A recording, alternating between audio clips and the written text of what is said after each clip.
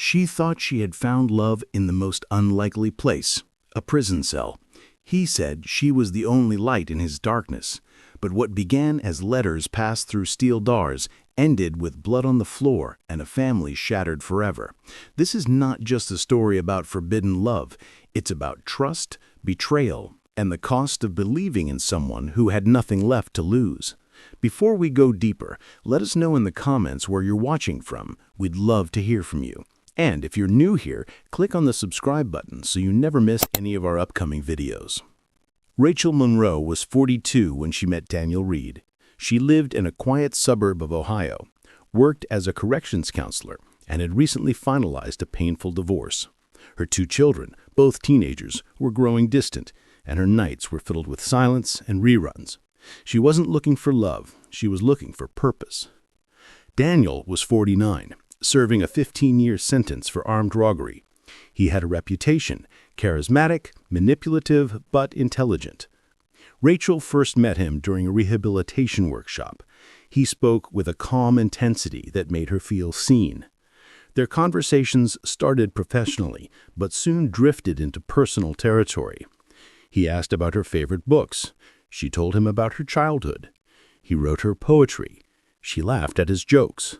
And slowly, she began to feel something she hadn't felt in years: wanted.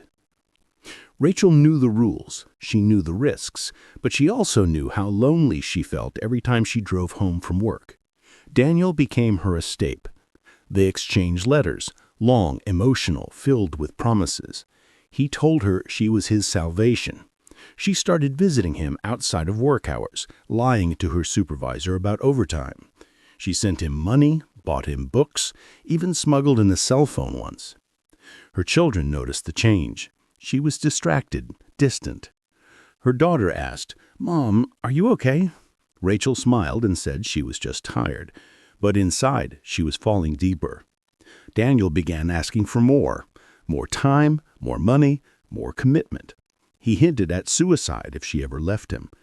Rachel felt trapped between her job, her children, and the man who claimed to love her. After serving 11 years, Daniel was granted parole. Rachel picked him up from the prison gates.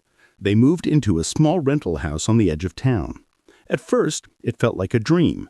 They cooked together, watched movies, made plans. But the cracks appeared quickly. Daniel became possessive. He accused Rachel of cheating. He read her messages, tracked her location. He drank heavily, sometimes disappearing for days. Her children refused to visit. Her friends stopped calling. She lost her job after an internal investigation revealed her relationship with Daniel. She told a friend, "I know he's not perfect, but he's all I have."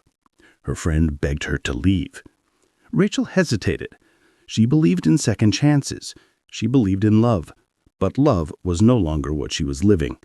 It was a Thursday night when neighbors heard shouting, a crash, then silence. Police arrived minutes later. Rachel was found in the kitchen. Stab wounds to her chest, bruises on her arms, blood on the floor. Daniel was arrested 2 blocks away, barefoot, covered in blood. He told officers, "She tried to leave me."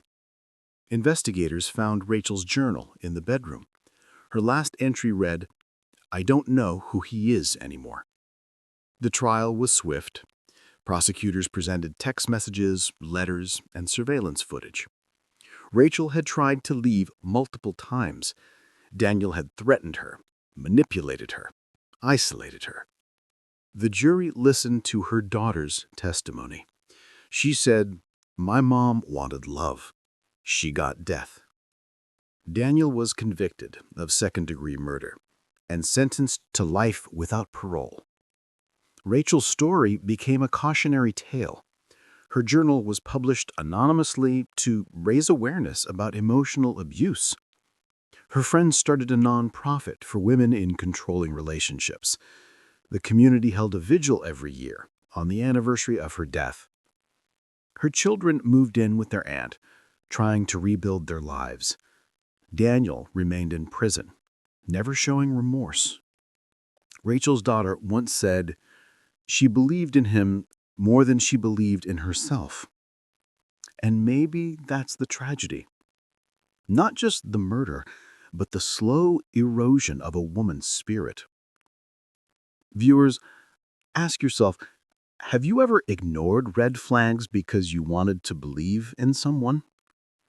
What would you have done if you were Rachel? Love can be healing, but when mixed with desperation, it can become dangerous. Rachel Monroe's story is not just about a murder. It's about the choices we make when we're lonely. It's about the cost of believing in someone who has nothing left to lose. It's about the silence that follows when we ignore our instincts.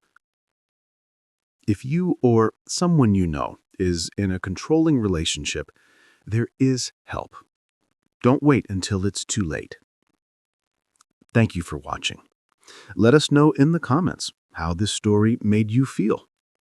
And don't forget to subscribe so you never miss what's coming next.